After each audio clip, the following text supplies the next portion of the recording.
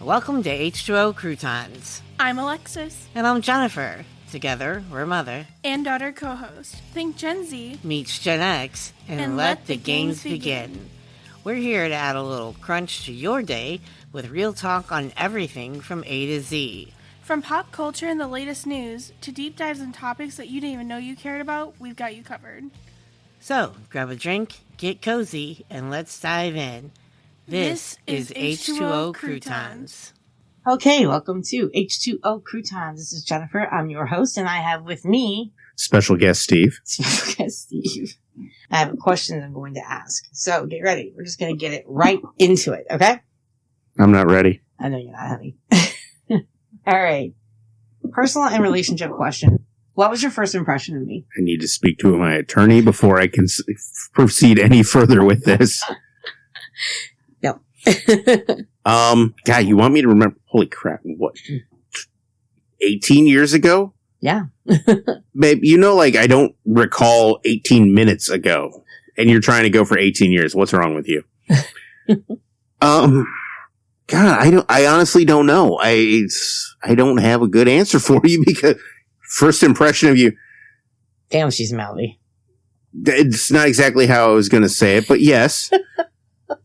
That is an accurate statement. You can say whatever you want. It's okay. I've got a backbone. We're good. Okay, it was Jesus that's a mouthy Okay. So, what's one thing about me that still surprises you? Honestly, and it shouldn't surprise me, but it routinely does, that you don't take no for an answer. And it's not, that sounds a lot worse than what I mean. It does. But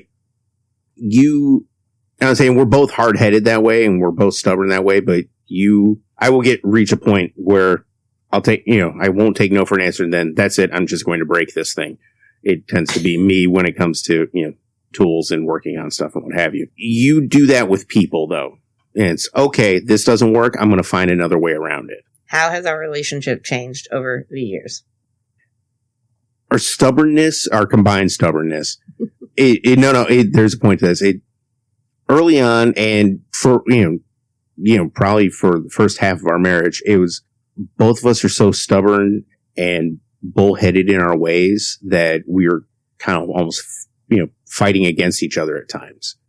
Trying to accomplish the same thing, but it was very much like, no, I'm going to do it this way. No, I'm going to do it this way. Or in the case, and look, there are husbands out there who will be nodding about this. Guys, so I'm giving you a heads up. Just keep your head absolutely still. Look forward. Make no fast movements. If you're listening to this with your wives. Because this is a guy thing of, hey, I want you to do this. Okay, well, I'm going to do this. No, not like that. Well, then why are you asking me to do it?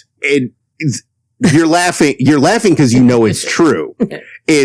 We're both very stubborn, set in our ways and how we want to accomplish something. And we would end up just butting heads and fighting. Fighting like. We just clashed. Yeah, I say fighting and people get the impression like, oh my God, things are flying around. Clash of the Titans. That's an accurate description. But we'd be sitting there arguing about, no, do it this way. No, I'm going to do it this way, blah, blah, blah, blah, blah.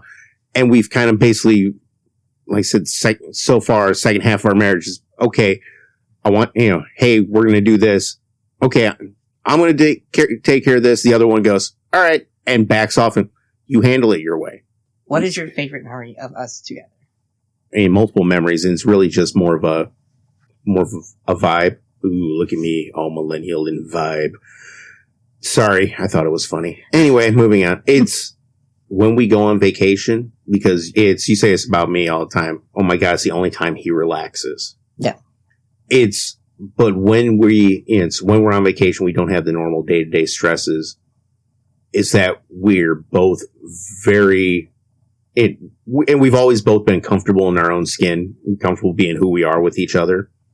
But it's when we're on vacation, don't have the normal day-to-day responsibilities where we can just be completely stupid with each other. And we frequently do.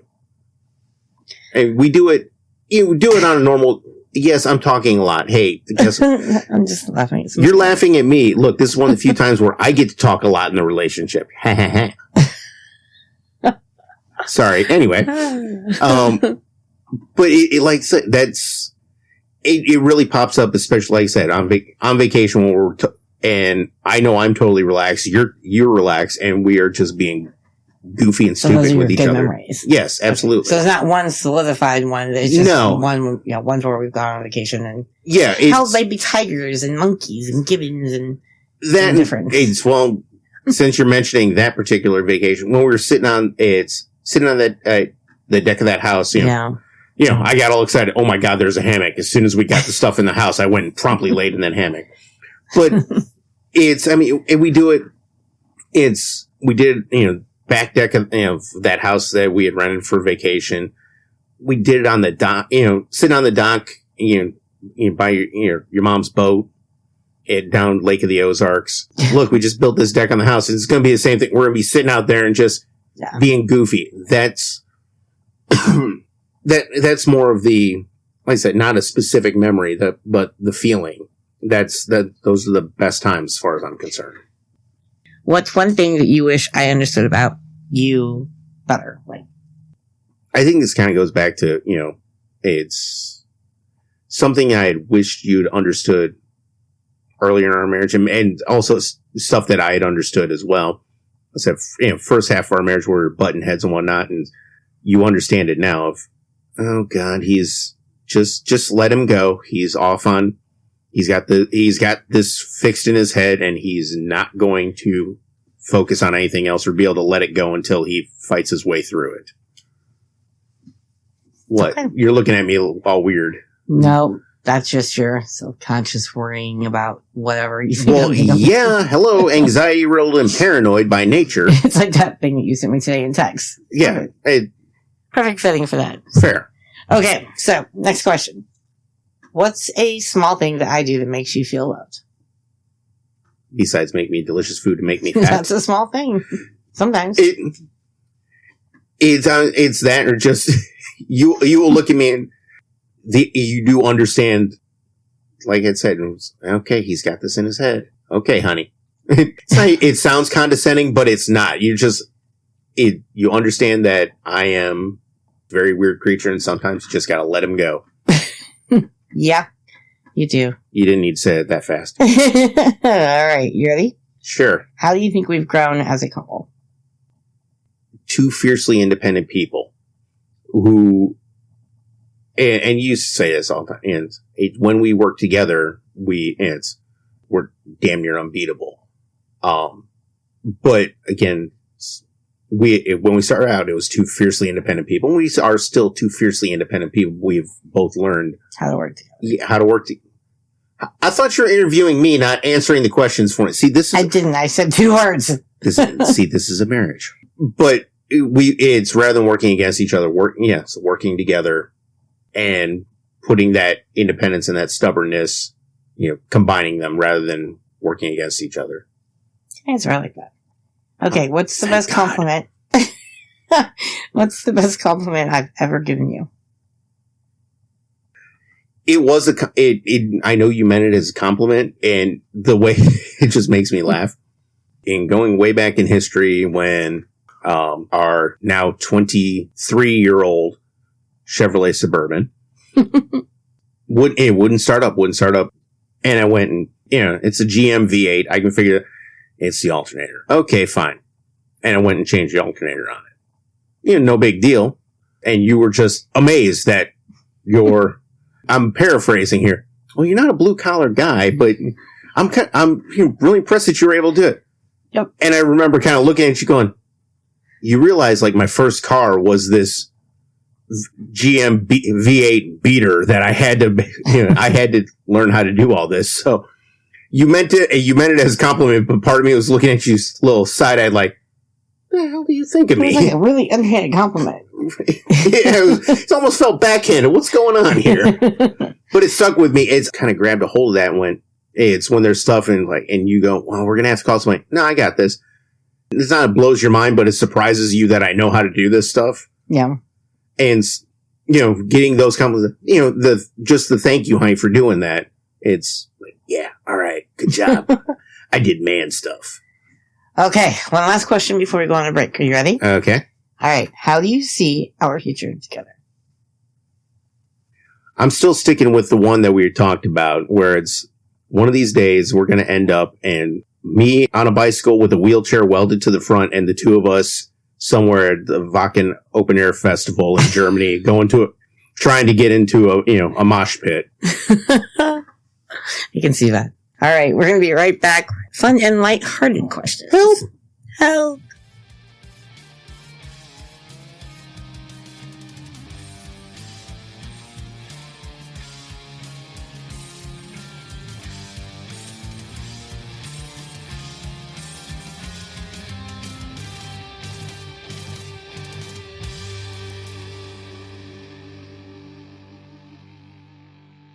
Welcome back. We're going to go right into the fun and lighthearted questions from me to Steve. All right, what's your favorite inside joke that we share? Oh, man. Okay, usually anything that would embarrass our kid, really. True. I can't name anything in particular, but anytime we can do something and make her roll her eyes or just make her cringe, I'm down. I'm totally down. All right, so next one is, if we had to switch lives for a day, what is the first thing that you would do? Not get up and go to work.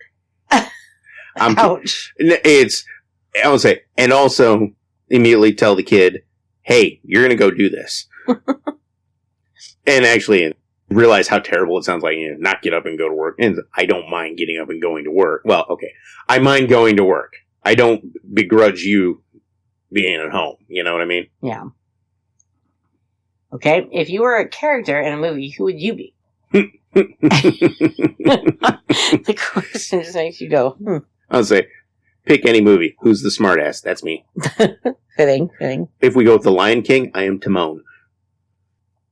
Why is it so much? John Long's been since I've seen The Lion Timon and Pumbaa. It's the... Oh, okay. The little... It's... Yeah. The little skinny one. I think Nathan Lane voiced him, actually. I would also be the one at trivia night, apparently. True. Yeah, take him to trivia nights, but pay him good. He'll tell you every answer. He's kind of a weird genius that way. Emphasis on weird. He retains everything. Except for the stuff he needs to. What did you want me to do again? Exactly. Right.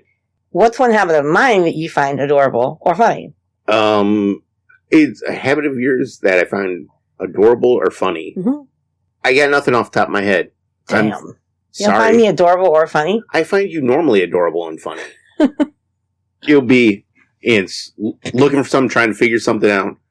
Perfect example, actually, of setting up for this one. It's, why is this not working, Bubba? I can't figure out what. As soon as I sit down, never mind, I got it. It's always when he sits down. Right when he sits down, he goes, "You have a radar." That is one of your habits that I don't find adorable or funny. I'm convinced that you and our daughter both have a little sensor built into that one particular seat on the couch. And as soon as my butt hits it, hey babe, hey dad. All right, next question. Yes. If we could take an all expenses paid trip tomorrow, where would we go? That is a tough call. Because normally I would sit there and go, because we've been back and forth about this. You love the ocean, I love the mountains, etc., etc. And going to the Caribbean would be awesome, but you'd be, well, we got to take Bodie. We got to take the dog with us. What about the cats? Forget the cats; they'll be fine. and the cats will be. So, man, I don't know. I don't know of any one particular place. We're going somewhere. It's going to be where we can get away from people, but not too far away from people, because groceries are kind of nice. Man, it's... Somewhere by the ocean or what? I think we'd end up where we normally... the Carolinas kind of look nice. At least it's where I wouldn't mind going. Because you get to a certain point, okay, the mountains are along the way, and there's an ocean at the end of it. That's what our go-to. Yeah. Drive through, stay in the mountains for a couple days or a week or something, and then go to the ocean for a week. And I'm okay with that. Uh-huh. All right, what's one song that reminds you of me? There are a lot of songs that remind me of you. I cannot listen to Modern Day Cowboy by Tesla without seeing you doing the finger guns saying bang bang. Can't, because you constantly do it. It's bang, bang. Yes, exactly. And I look at you, there's part of me that goes, you're such a nerd. But you're such a cute nerd. It's a great song. It is. Just use that as one example. All right, if we were stranded on a deserted island, who would be more resourceful? I don't know. I honestly, I don't know. You'd be the logical one. I know I'm the illogical one in that case. I'm the illogical one in most cases. Let's be honest here. Let's be honest. You'd be the brains behind in the outfit. Hey, we need to do this. Oh, okay. And then let me go and figure it out. I come up with the idea, you come up with the execution. Yeah, pretty much. All right, we're going to take a break. We will be right back. We'll be doing the last segment of deeper and thoughtful questions. I'm going to put them on the spot. To keep up on all the latest. If you want to hear our new episodes a few days earlier and get exclusive access to members-only benefits, join our Patreon.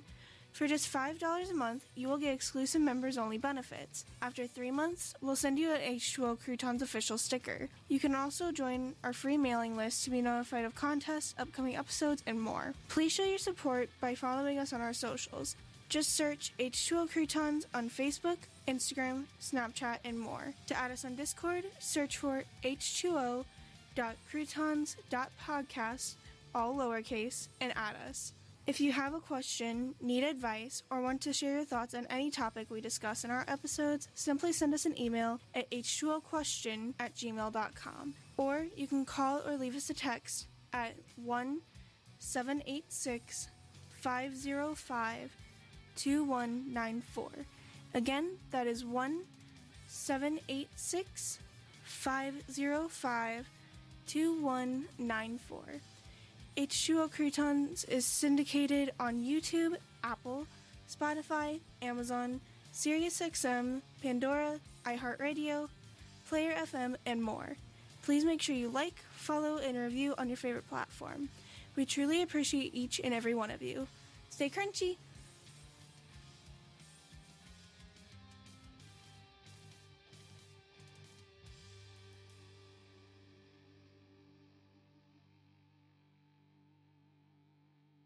Welcome back. We're going into the last segment. I can see him tensing up because he thinks it's going to be bad. Bold of you to assume that I am both deep and thoughtful. I've learned, honey. No, you're not. You can be. You can be. Rarely. Mustard packets. That's all I'm going to say. Hey. One of your happiest bouquets I ever brought you, so there's that. White Castle mustard. Yeah. First question. What's something that you've learned from me that has changed your life? That there's actually a stove in the kitchen and it can be used by everybody. I sounded good. One of the things that you've always been this person. You plan out everything. First vacation we took, you had a binder for it with probably wasn't MapQuest, but might as well have been because you printed out every turn-by-turn directions, and the difference between us is, every bit of this, we're going to figure this out. We're going to know it, not down to the point of timing out every stop, just but things I want to do. Right, and like I said, make sure we know how to get there. Whereas I sit there and go, okay, there's a map. All right, found it. Good. Wing it. Let's go. See, and I'm not like that because my mom and I were driving to Florida one time, and the GPS just went out, and we're like, oh. What do we do now? So that's why I do that. Fair. I'll say, but I can look more than 5 minutes into the future. So that's one thing that you've taught me. You can do that. It's okay to do it. True. All right, moving on to the next question. What is a challenge that we have faced that made us stronger? It's more of, it's not necessarily one challenge. Just it's in any marriage. You've got your personal issues, and it might have been a couple of times where we've even butted heads and we just kind of let it go. But most every time we've always just kind of, okay, what happened? And normally at first, a lot of times, and it happens with every marriage where you're like, okay, I love you, so we are not going to fight over this. We're walking away to our respective corners and come back at this at a later date. And every time we have done that, like I said, with one or two exceptions, we're just like, we're not talking about this ever again. Just let it go. But every other time it's been, okay, here's where, come and actually talk like adults about it. And we've always come out stronger for it. In the heat of the moment, people don't understand and not hearing the other person. But every time we sat down and talked about stuff, we've both kind of come to that understanding. Okay, I see where you're coming from. I wasn't seeing it that point of view. Both of us tend to keep it in our heads where it's, okay, moving forward and offering each other that grace, if that makes any sense from that word salad. Yes. Okay. I'm going to ask you one more deeper and thoughtful, and then I have a few personal ones for you. It's good ones. Sure it is. All right. What's a dream or goal that you have for us as a couple? The way our lives are going, the way the world is, can we both make it to 30, 40 years? I'd be okay with that. And no, we both keep talking about this, and bought our first house together, and yeah, we love our house, but also going, okay, we want to do this, maybe that's how I'm thinking of it, okay, this is the house that we're going to spend the rest of our lives in, so we know what we're getting, get exactly what we want. I know it's not very deep or thoughtful. We just keep plugging along and, to get what we want. See, again, my wife's putting words in my mouth, but yes. All right. We're going to wrap this up. Thank you for tuning in. We'll see you next time. Until then, I'm out of here.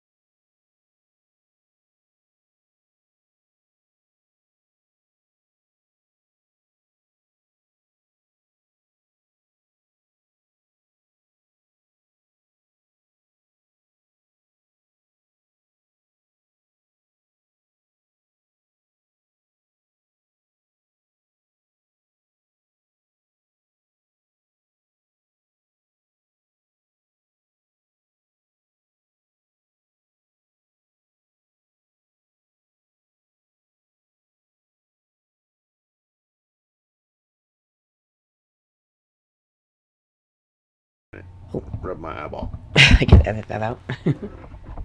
Okay. All right, so we're going to move into some personal and background. Can you tell us a little about yourself and your background? No, I cannot. Okay, good. Excellent. I'll say, what do you want? Who are you? What do you do? What have you done? Jeez. Who am I? Okay. If any of you have ever watched A Christmas Story, stick with me. You're looking at me weird. Stick with me here. And they talk about, and it's early, like, first 10 minutes of the movie, and Ralphie's old man is reading the paper, and he talks about, it's a guy swallowed a yo-yo, and he swallowed a yo-yo? Yeah, some clodhopper down in Griffith, Indiana. Well, there you go. I am some clodhopper from Griffith, Indiana. Literally. Yes. Quite literally, that is my hometown. Okay, next question. What is a defining moment in your life that shaped who you are today? As jacked up as this is going to sound, 9/11 was a defining moment that shaped who I am and where I ended up today.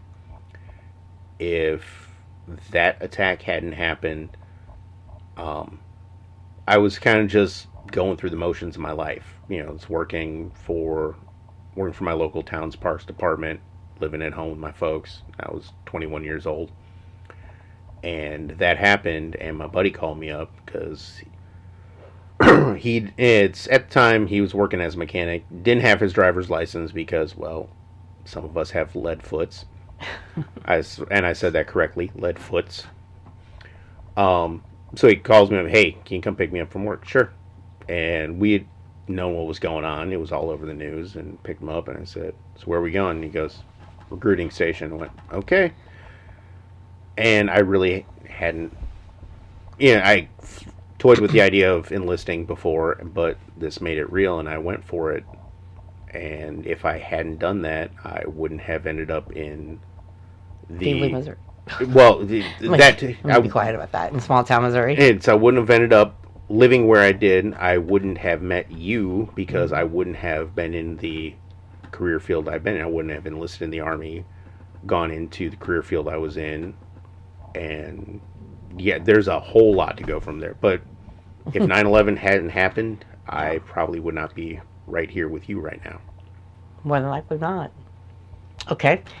Next question is, who has been the biggest influence in your life and why? I don't know if there's one particular biggest influence.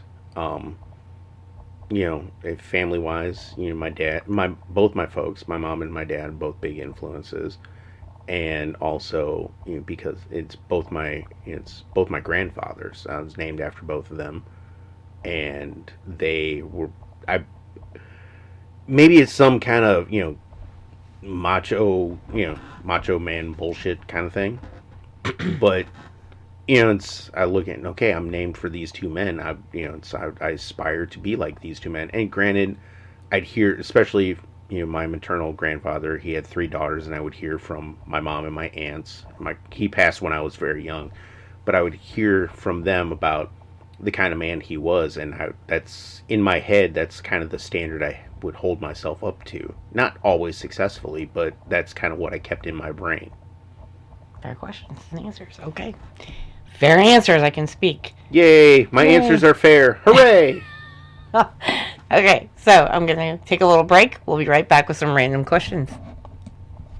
Welcome back. We're going to go on to the next question. So, how do you spend your free time? Any hobbies or passions? I have free time? I'm kidding. I know I do. I play video games because I'm still, 12 years old at heart. Reading has always been my thing, and it kills me when it drives me nuts because I've realized I've fallen away from devouring books like I did when I was younger. It's just because life gets in the way, and just haven't really gotten into, picked up a book and dove into it like I used to. Let me just mention he's been reading since he was 3. Think so. I don't remember. But I haven't found new books that have grabbed my attention. I do catch myself going and back in the Internet Archive and the Open Library. By the way, here's a plug: internetarchive.org, openlibrary.org. Donate to them because they routinely scan all kinds of texts, and download all kinds of information and keep it available for people can get a hold of it. Support them because here we'll go with this. During COVID, the Internet Archive made sure to have normally you can only borrow a book for like an hour or two, maybe for 14 days, like you take it out from a library. They, during COVID, when everybody is locked down, they lifted all the restrictions and you had unlimited borrowing ability for everything.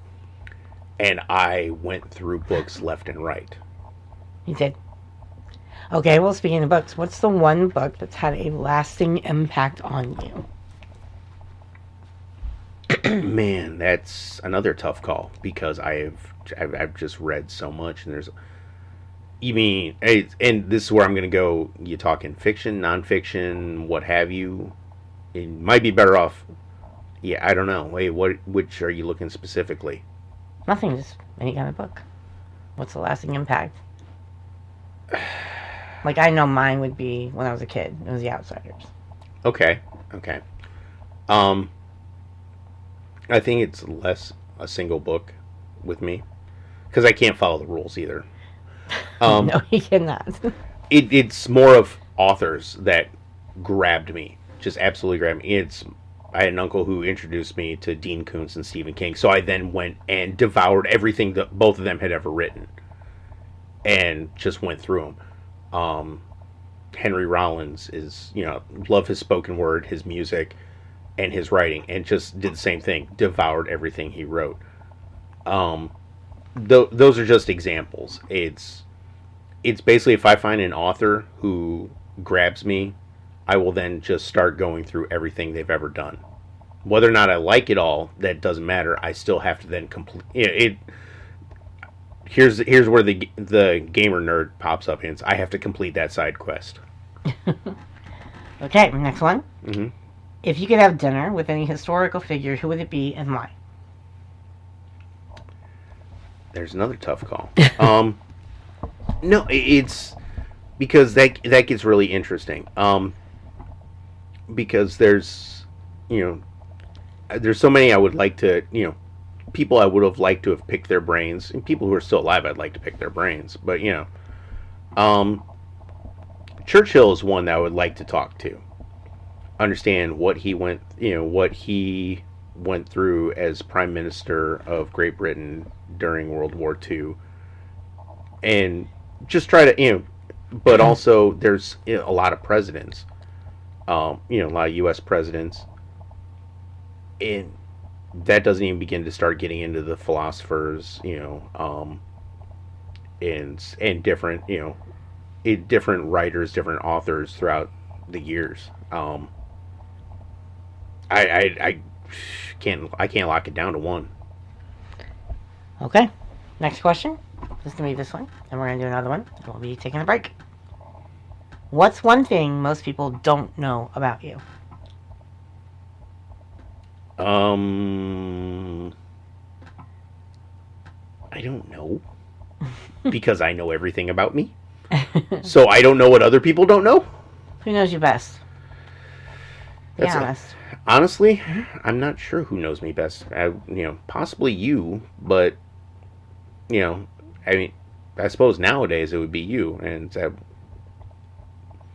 I can't even say at one point if it was my parents, because there's just someone. I always kind of kept a lot of things close hold, and it's not being like secretive, just kept my own thoughts to myself.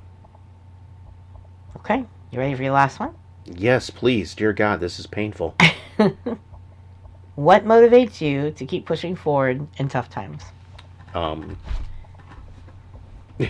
easy answer, and the one I give at work is, well, why you keep coming to work? And especially like we had a snowstorm and nobody else came in, and well, I got a mortgage to pay, man. No, it's honestly it's you and Lexi. You're the reason why I keep getting up and keep doing stuff, and I cannot let you guys down. No. See, and then I make finally the first honest, completely open, bearing my soul answer I give, and I get, oh. That's sweet, though. What do you want me to say? Oh. Well, the way you sound is like, oh. It's like, oh, that's sweet. No, it's honestly, if I don't get up and go to work, if I don't keep going, you guys suffer for it, and I cannot stand the thought of that. Okay. Anything else you want to add to anything? Vote Jerome Kiefer 2028. All right, you heard it here first. Thank you. We'll be back.